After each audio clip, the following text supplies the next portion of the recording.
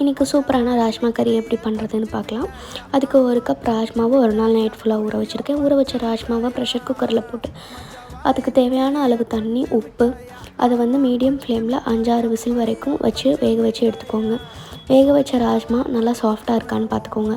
Next இதுக்கு கறி பண்ண ஸ்டார்ட் பண்ணலாம். அதுக்கு ஒரு பேனில் 3 tablespoon oil, 1 tablespoon ghee heat ஆனதுக்கப்புறம் கடுகு, உளுந்தம்பருப்பு, சீரகம், கருவேப்பிலை, அது கூடவே 5 வெள்ளை பூண்டு, கொஞ்சமாக இஞ்சி, ஒரு பச்சை மிளகா 3த்தையும் இடித்து சேர்த்ததுக்கப்புறம் வெங்காயம், அது கூடவே 3 பெரிய தக்காளியை அரைச்சி சேர்த்துக்கோங்க.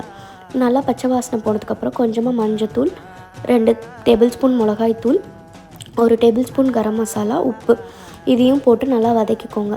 அதுக்கப்புறம் நம்ம வேக வச்சு வச்சுருந்த ராஜ்மாவையும் சேர்த்து நல்லா ஒரு ஃபுல் மிக்ஸ் கொடுத்துருங்க. அதுக்கப்புறம் அதோட தண்ணியும் ஆட் பண்ணிக்கோங்க.